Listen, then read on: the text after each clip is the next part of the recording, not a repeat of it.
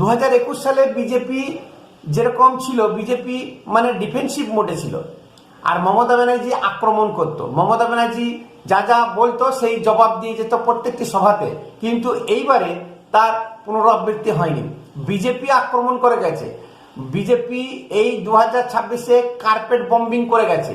তার মানে এত নেতা নেত্রী নামিয়েছে সারা ভারতবর্ষ থেকে, যে কার কথায় উত্তর দেবে প্রত্যেকেই কাউন্টার অ্যাটাক করেছে।